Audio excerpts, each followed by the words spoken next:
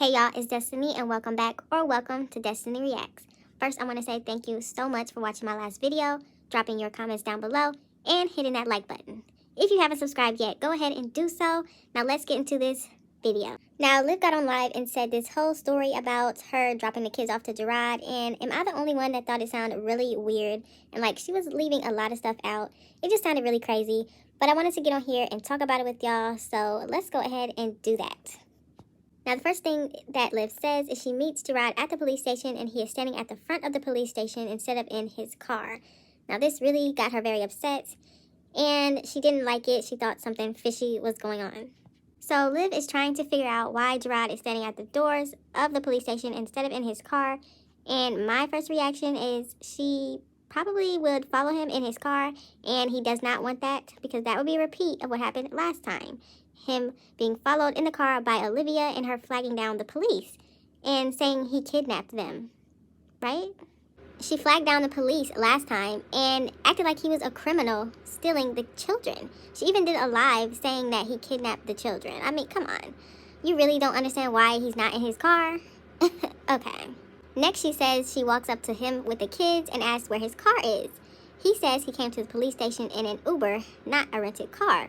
Liv believes he's trying to lie to her and says she has to treat him like a child now and ask him again where his car is.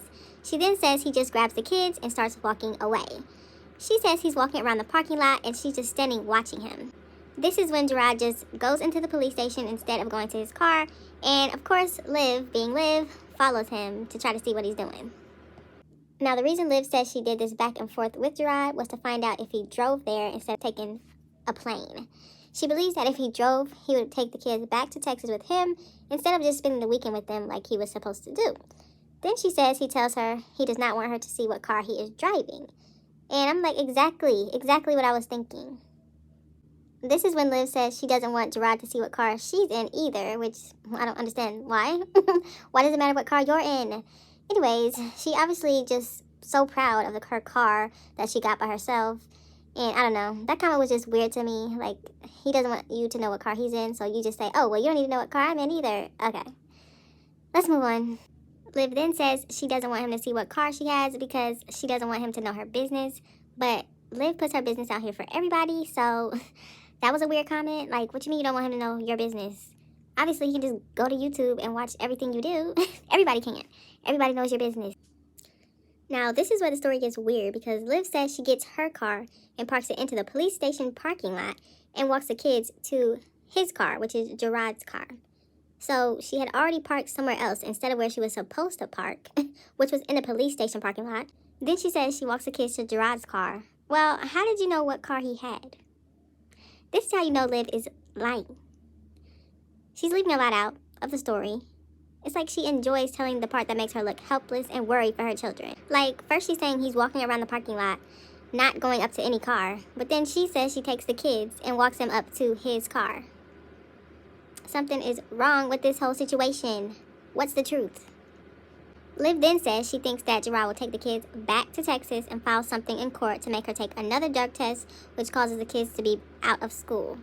This is her fear, letting the children be with their dad. But she was the main one before he came, talking on a live about how excited she is that the kids will be gone and she will be with her invisible man by herself.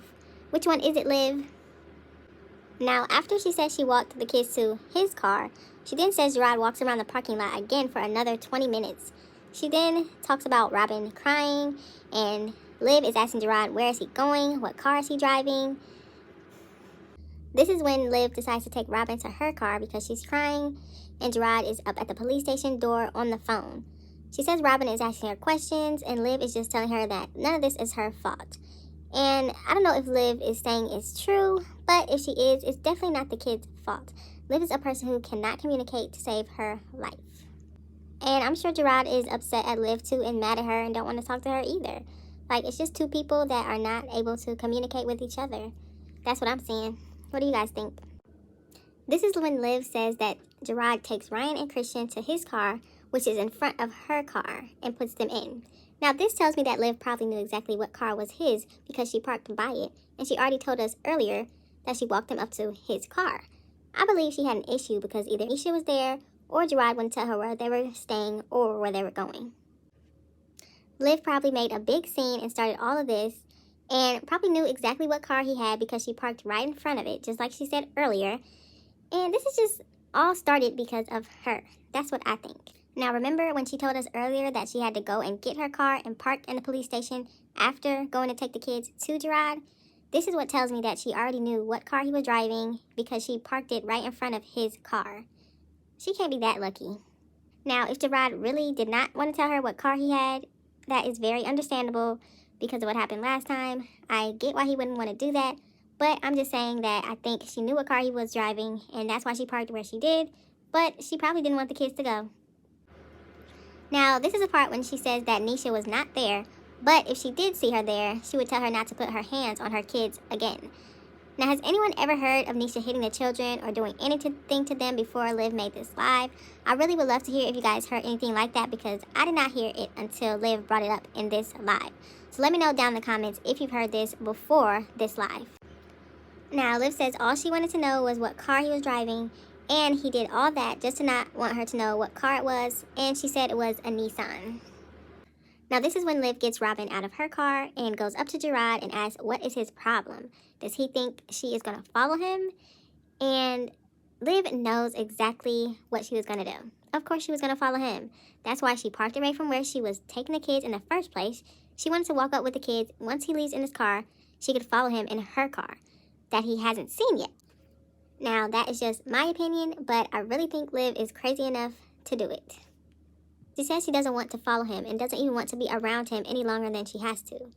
She then goes to talking about the guy she's been with after Jerrod and how Jerrod has caused problems with them. Basically saying he doesn't want her with anyone else, so he causes issues in her relationships. She really believes the men she used to be with weren't dangerous. She says none of the people she dealt with put hands on her children. But wasn't there a video going around of one of Liv's men punching Christian? I mean, maybe they were playing, but your boyfriend shouldn't be punching your children, okay? Does anybody else remember that? And did anybody else see Jasmine in the comments like, girl, you're going to have to record everything at this point? No, Jasmine, she can't record everything because it would show her acting a fool. Don't you understand that? That's not a good idea. That's why she gets on here and tells her side and leaves everything she did wrong out. Why would she record? That would show both sides. Now, this is where Liv gets into the part where she talks about what happened the last time Jerrod came and got the kids. She says it happened bad because he was not supposed to pick them up that day. He told her that he wasn't taking the kids that day. Now, obviously, we know Liv isn't lying, but let's take what she says as the truth for a second. If he came a day early and called you wanting to get the kids or see the kids, why would you take them? Instead of saying, hey, you're getting the kids tomorrow. You don't need to see them today. You're getting them tomorrow. She says, okay, yeah, you want to see the kids today? I'll bring them to you. Now, does that make any sense to y'all? Liv says Jerrod came on the 14th, but was scheduled to get the kids June 15th at 6 p.m. Now, does anybody remember when Liv was out at the pool with the kids and she kept saying, well, my kids are still here, so you guys thought they were going somewhere, but they're still here with me. Yeah, now she's saying she knew when he was coming to get the kids down to the date and down to the time. She also mentions that she wasn't able to get the kids' bags and clothes ready or anything before they went with their dad last time. But you just told us that you knew Jerrod was coming to get the kids the next day. Why didn't you have anything ready for them? They were leaving the next day. You didn't have nothing packed. Something don't sound right. Now, she's saying that she couldn't get the kids' bags or anything because she was just taking the kids to see Jerrod at the park. But he wasn't supposed to pick them up that day. But also, didn't she say the police got involved this day as well? This is also how we know Liv is lying because the police were at the scene because she flagged them down, and the police saw the paperwork that Jerrod had and let him go ahead and take the children. So that's how you know. Obviously, he came on the right day and was able to get the kids because the paperwork matched up with what he was saying. So Liv says she took the kids to him a day earlier because he wanted to see them, but he wasn't going to take them until the next day. I don't know about y'all, but none of this is making any sense. She really tried to come up with a story that made sense, but this is what she came up with, y'all. So for the current situation, she says all of this could have been avoided if Jerrod would have just told her what she wanted to know. But I think it would have still been a problem regardless. Liv believes she tries to make things work, but Jerrod will not. From my point of view, Liv is the one making things hard because she doesn't want the kids with Jerrod. She doesn't want him to take the kids. She probably doesn't even want the kids to speak to him at this point. Liv also mentions that she tried to get Jerrod to pick the kids up from school around 3 instead of getting them from the police station around 6. He said, no, I'll pick them up around 6 like she told him. This sounds like Jerrod is the one wanting to do things how the court ordered, but Liv is the one wanting to do her own thing. She really thinks she does not have to abide by what the court told her to do. Liv continues to say that she just wanted a conversation with Jerrod to see where he was going with the kids and what he was going to do. She knows she just wanted to talk to him, but he did not want anything to do with her. She just will not let it go. From what we see, Jerrod is happy and he has somebody else that he's with. And I don't think Liv can take that. I don't think she's ready to get over him. Liv also posted on her Instagram story a couple videos showing she has a ring. I guess the Invisible Man proposed to her. I mean, wow. She's now married and engaged. How special. This is just too much. I don't know why she has to be so difficult when it comes to the kids.